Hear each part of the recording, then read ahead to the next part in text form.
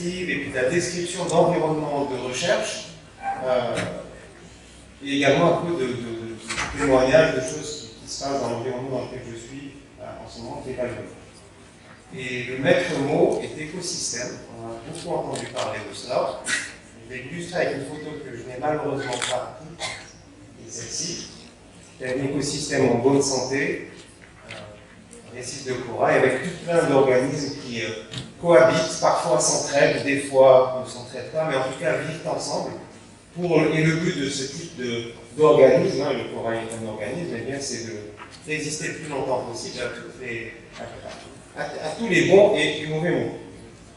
Quand on pense plus à notre type de travail, et en se focalisant sur le développement, recherche et de médicaments dans le monde de la pharma, c'est également un continuum. Alors ici, c'est un exemple de ce qui est représenté pour les États-Unis, donc avec la FDA, donc la Food and Drug Administration, qui autorise le relâchement soit de médicaments ou de dispositifs médicaux, mais en réalité, c'est partout pareil. Ce n'est pas juste un organisme qui va devoir traiter avec la FDA, c'est tout un environnement qui va devoir collaborer ou être entraîné avec.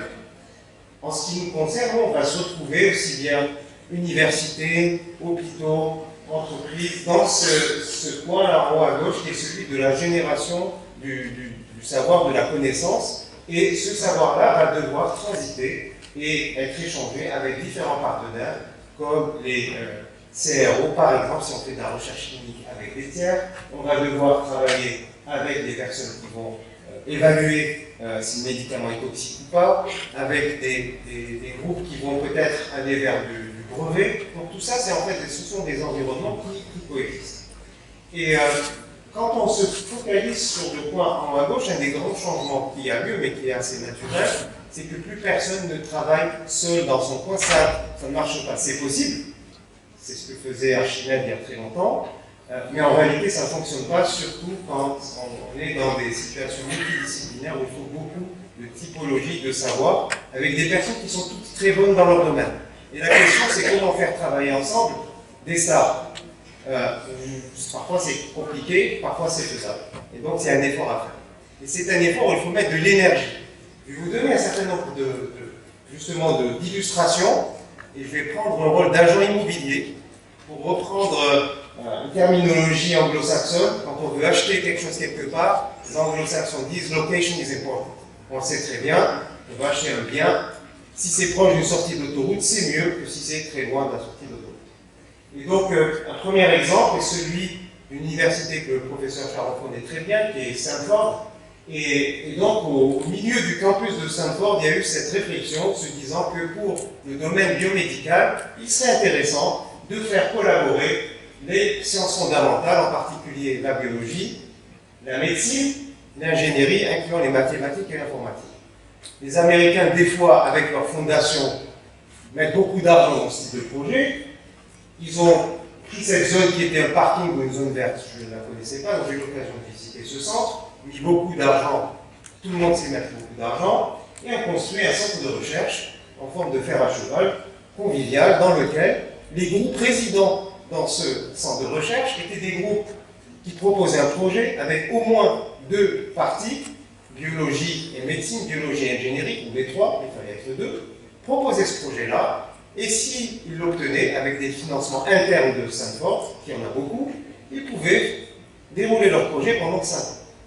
Et c'est ainsi que ce groupe-là s'est formé. Donc il y a beaucoup de bonnes équipes qui habitent dans ce centre-là. Après 5 ans, elles sont censées retourner dans le laboratoire. 5 ans plus tard, retour d'expérience, personne ne veut quitter en disant « mais attendez, le voisin d'en face, il est très bon, je préfère rester à côté de lui ». Et bon, c'est un problème, c'est un bon problème à gérer.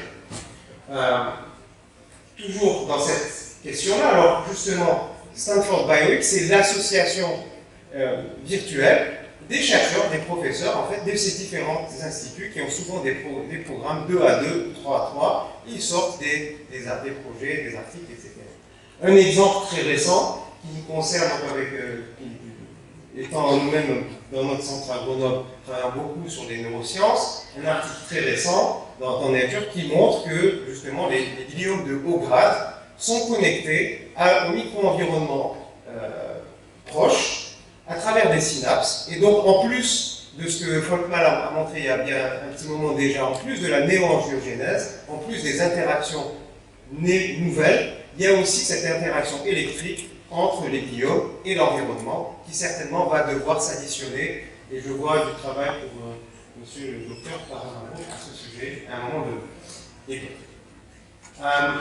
En mettant tous ces gens ensemble, ils se sont dit, tiens, mais on va générer beaucoup de données. Qu'est-ce qu'on fait? Eh bien, on va faire un département de data science biomédical. Et donc, l'idée, c'est de dire, les médecins connaissent leur domaine, ils ne sont pas des spécialistes du traitement des données, les gens des traitements des données ne sont pas spécialistes de la médecine, mettons-les ensemble, on ferme la porte et on voit ce qui se passe. C'est un petit peu le travail qui se fait là. Derrière, Stanford, comme beaucoup d'universités dans le monde, en fait, sont intéressés par valoriser leurs travaux à travers les publications, à travers les retombées scientifiques, mais également à travers de transfert de technologies, donc à travers des startups.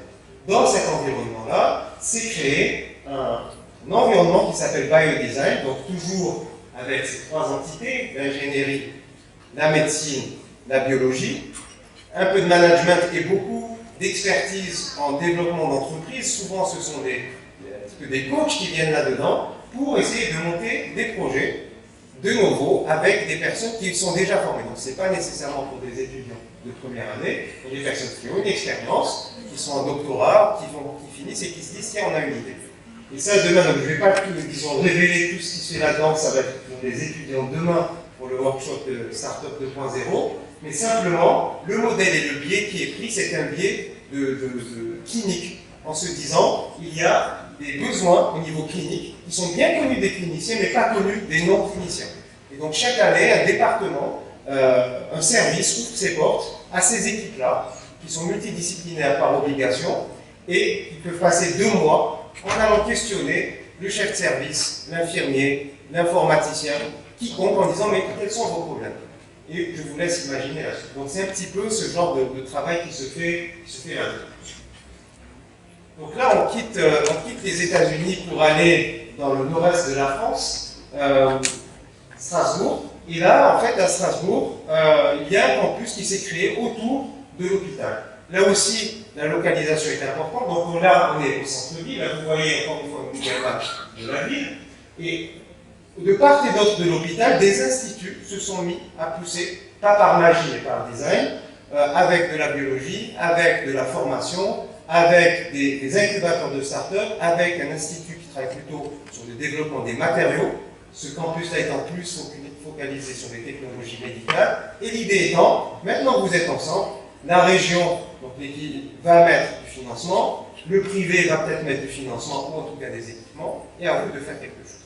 Donc la façon dont la région strasbourgeoise vend ça, en tout cas côté Rhône-Alpes, c'est comme ça qu'on le perçoit, c'est de dire, l'objectif c'est de créer un écosystème pour le développement des dispositifs médicaux autour d'un institut hospitalo-universitaire, très axé dispositifs médicaux, imagerie, avec de la formation, de l'incubation de start-up et une activité de R&D en biologie et en ingénierie.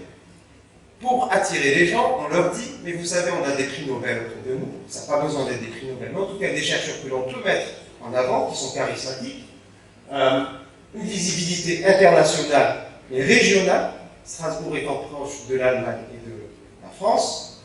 Je ne vais pas apprendre à personne qu'autour d'Algérie, de part et d'autre, il y a aussi des pays qui sont très très bons, et là aussi, une visibilité de ce point de vue-là ne pourrait qu'être bénéfique. Une proximité avec des larges groupes, qui sont présents là dans le dispositif médical, dans l'imagerie, qui jouent aussi le jeu. Et finalement, en tout cas sur une première ronde, une position très volontariste de créer de l'emploi à travers des startups. Alors on peut reparler après du bénéfice des startups, ce sont des entreprises qui ont parfois une courte durée de vie, mais qui créent un momentum et de l'expertise. Donc c'est un petit peu l'écosystème de Strasbourg. Si je reviens maintenant plus proche, en étant dans la région Rhône-Alpes et à Grenoble, là aussi, il faut se positionner à un endroit intéressant. Et là, c'est dans une espèce de nouvelle ville, en fait, une presqu'île qui est à l'ouest du centre-ville de Grenoble, qui est la presqu'île scientifique. Et là aussi, avec une disposition qui était centrée autour, alors si on voit à gauche, en fait, du synchrotron, qui est un grand objet, une grande infrastructure de recherche européenne. Et au fur et à mesure, se sont créées d'autres infrastructures, en particulier donc la recherche fondamentale, tout ce qui est recherche, information, télécommunication et surtout microélectronique, c'est un centre de microélectronique européen, des centres de recherche à la santé et management de l'innovation, pas très loin des habitations pour les étudiants et les chercheurs, et le tram, comme un rond finalement, en fait, le tram qui arrive à Senia irrigue tout l'environnement. Avec la ville, il y a des échanges qui sont convenus. Et donc, là-dessus, ayant une base, disons, surtout microélectronique, donc en fait, si vous prenez les téléphones que vous avez, peut-être plus récents, les puces qui permettent d'avoir du flux extrêmement rapide sont basées sur des technologies silicium qui sont issues de cet environnement-là. Donc la création de start-up, et c'est une start-up qui avait mené ça, qui était assez importante. Et l'institution qui mène beaucoup ça, c'est le CEA-Leti, qui est le laboratoire d'électronique et technologies de l'information, qui inclut, et je vais vous montrer après, un département des technologies médicales. Et donc il y a un processus pour les startups, pour monter des startups de manière interne, avec un taux de sélection assez fort. Autrement dit, on ne laisse pas sortir n'importe qui avec une idée du centre, vu qu'on a beaucoup investi. Donc on dit, tente ta chance, essaye de proposer des idées, et on sélectionne avec un coaching qui vient souvent soit des retraités de l'équipe ou qui ont beaucoup, disons, qui viennent là de bon cœur, des gens de l'environnement, des industriels qui n'ont rien à voir mais qui connaissent en fait le business, et une équipe locale dédiée. Si on regarde ce qui s'est passé sur les 5 dernières années, il y a eu à peu près 80 idées qui sont sorties du laboratoire. Beaucoup ont été éliminées. Alors c'est pas grave, souvent quand on est éliminé soi-même, on n'est pas content, mais on a appris quelque chose, et si on a de la volonté, bien, on recommence. Et sur ces 80 concepts, il y a à peu près 17 sociétés qui en sont sorties, donc c'est un taux, disons, de transformation qui est intéressant. Et la donnée qui est nouvelle en ce moment, dans ce monde des technologies médicales au sein de centres de recherche technologique, c'est qu'avant, dans ce centre-là, c'était surtout de la microélectronique. Ces jours-ci, à peu près la moitié des projets start-up sont dans le domaine de la santé. Donc c'est vraiment un chiffre, un changement de tour.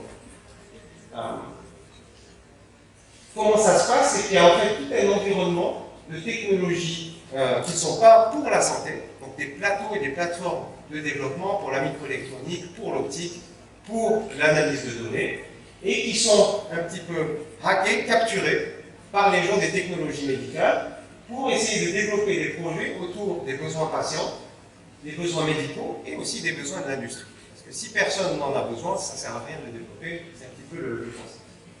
Donc un de ces centres en fait, où a lieu ce type de transformation, c'est le centre Kinatech en fait, qui a comme objectif d'accélérer le développement de dispositifs médicaux autour de 3 thèmes, qui sont des 3 thèmes historiques. Les maladies neurologiques, la raison est que le fondateur de ce centre est le professeur Benabé, qui est neurochirurgien, originaire de Gauche, qui connaît cette ville, et le cancer et l'handicap.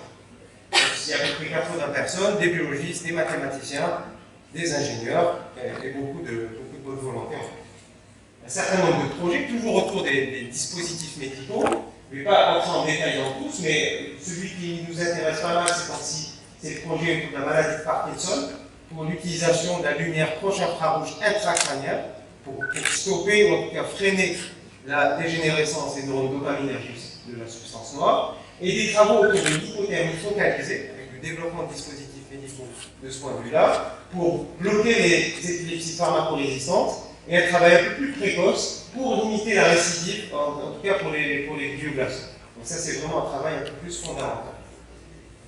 Là, je vais vous demander, dans le temps qui me reste, de sortir un peu de notre formation. On est tous médecins, biologistes, chimistes, pharmaciens. Je vais vous parler du projet Interface cerveau-machine, non pas pour vous montrer les 2 vidéos que je vais vous montrer, mais pour toucher un point assez important qui a été abordé plusieurs fois, qui est celui des données. Donc ce projet-là, Interface cerveau-machine, c'est pour aider les personnes tétraplégiques à compenser leur manque de mouvement.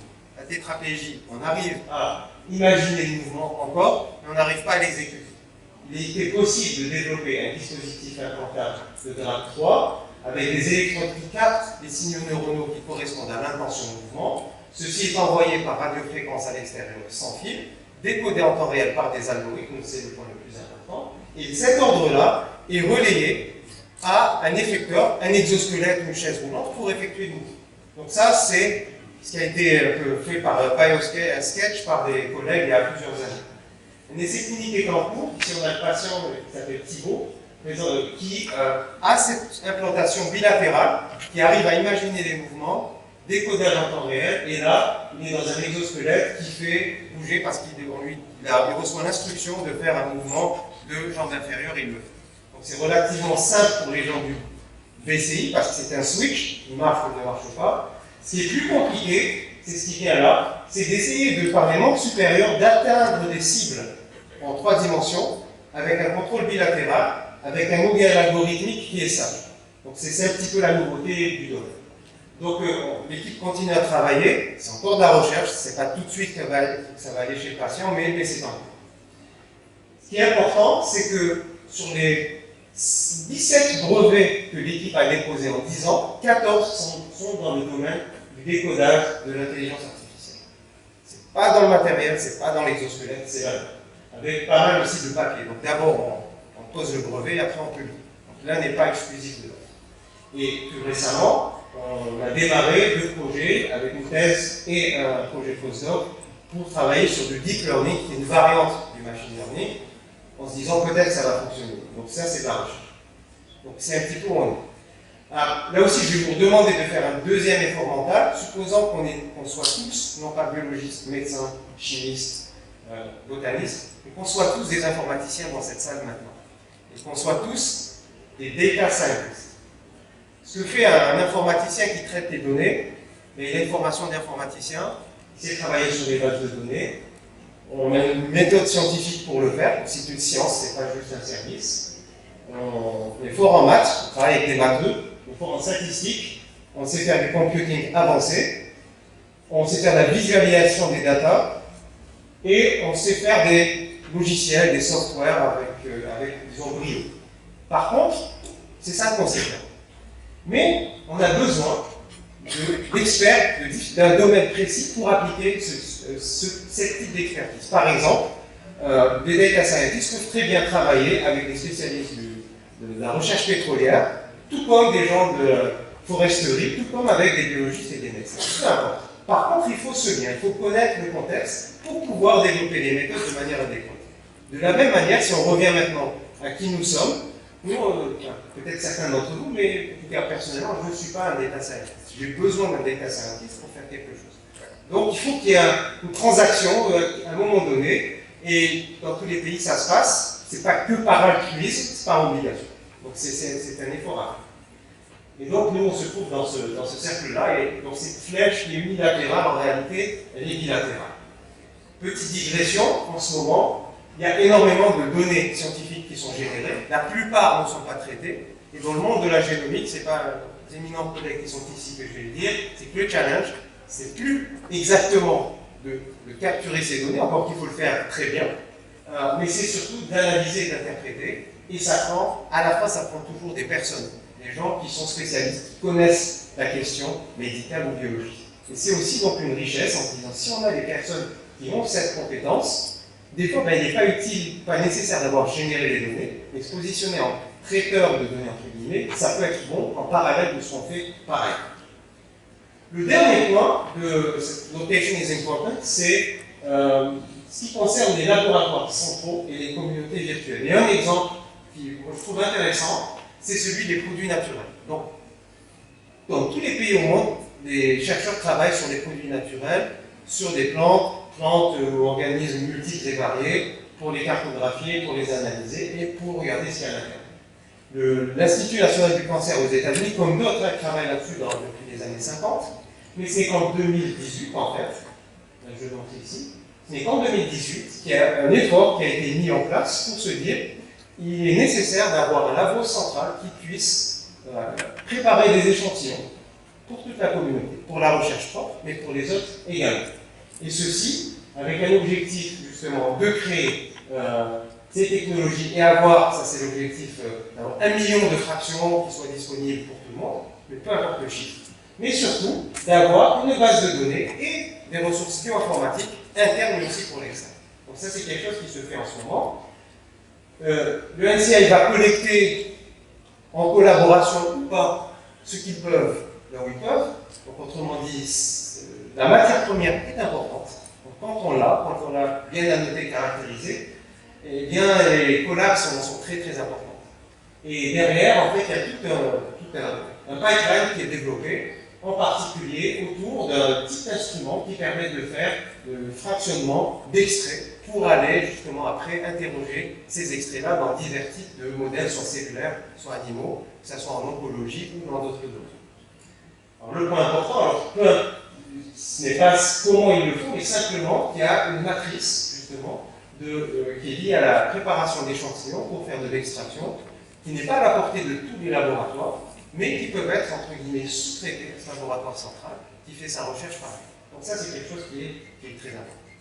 Je voulais en finir justement là, avec la conclure, c'est toujours un exercice risqué, en disant que, le message que je voulais donner, qui m'a semblé être important, en tout cas ce qu'on perçoit dans l'environnement multidisciplinaire, c'est que les avancées scientifiques sont accélérées à travers des interactions interdisciplinaires. Encore une fois, ce n'est pas de l'altruisme, c'est de l'obligation. Si on ne le fait pas, vos concurrents et nos concurrents le font. Donc, il faut à un moment donné, comme on dit, il faut partager pour gagner. Le deuxième point, c'est la valeur, justement. Elle peut être perçue, pas que monétairement, mais à travers plusieurs éléments.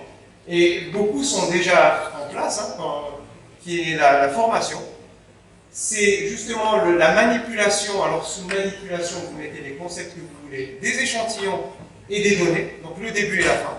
Et ce qui se passe au milieu, c'est fonction de la question scientifique que vous voulez poser. Des partenariats publics et, quand c'est possible, public-privé. Il faut être vigilant, mais c'est une façon de faire également. Des startups, je n'ai pas besoin de le dire ici. Startup, c'est une entreprise. En Algérie, on sait faire des entreprises de type startup. Il y a 2 jours, on était avec mon collègue Ali Bonrami Angan, qui va intervenir après, je le mets sous la lumière. On a utilisé Yassir pour prendre un taxi. Yassir, c'est une start-up qui va réussir ou pas. Mais ça se fait. Et finalement, d'avoir des plateformes centrales comme service pour de la recherche interne ou pas, qui peuvent être pour de l'usage national, pour de la collaboration également, une fois qu'on a bien assis les bases. Et j'aimerais finir sur cette note que collaboration, c'est pas que vers l'Est, vers l'Ouest ou vers le Nord, c'est aussi vers le Sud. N'oublions pas que ce sont les Africains et donc profitons.